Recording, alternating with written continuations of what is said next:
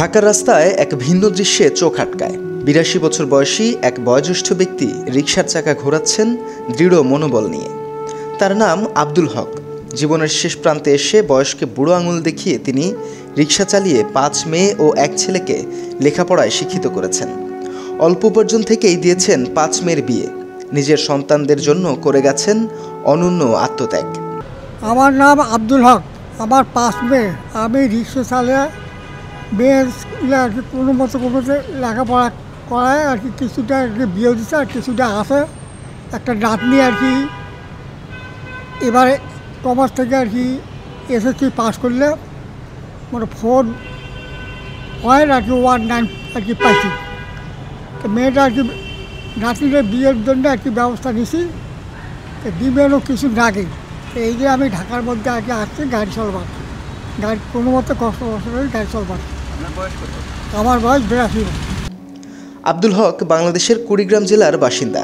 গত ১ বছর ধরে তিনি ঢাকার মোহাম্মদপুর রায়ের বাজার এলাকায় থাকছেন। তার জীবন যেন এক সিনেমার গল্পের মতো। একসময় ছেলে ছিল তার সকল স্বপ্নের প্রতীক, কিন্তু ভাগ্যের নির্মম পরিহাসে ছেলেকে বিয়ে করানোর পর তিনি মারা যান, রেখে যান ছোট্ট এক সন্তান। বৃদ্ধ বয়সে ঢাকার রাস্তায় দাপিয়ে বেড়ানো এই বয়োজ্যেষ্ঠ মানুষটি রিকশার চাকা ঘোরালেও ভাগ্যের চাকা যেন থেমে গেছে তার। কিন্তু তিনি থেমে থাকেননি, কারণ আব্দুল হক জানেন ও বোঝেন জীবনের মূল্য। আমি 1947 সালে আর 67 সালে আমি আর কি আন্ডার মেট্রিক আর কি করছি। মেট্রিক পরীক্ষা পাস করে পাইনি আন্ডার মেট্রিকে। না, মানুষ তো ভালো ব্যবহার করে।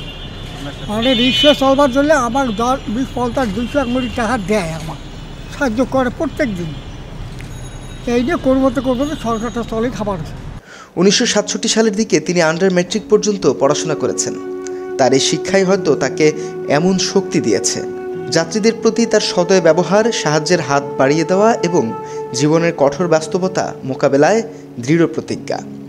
অবসর জীবনে জীবনযাত্রার এই সংগ্রাম তার জন্য শুধু দুঃখ নয়, বরং আশার আলো। তিনি প্রমাণ করে দেখিয়েছেন বয়স কখনো মানুষের মনোবল ও পরিশ্রমের পথে বাধা হতে পারে না। তার এই অধ্যাবসায় ও সংগ্রাম আমাদের জন্য এক শিক্ষণীয় উদাহরণ।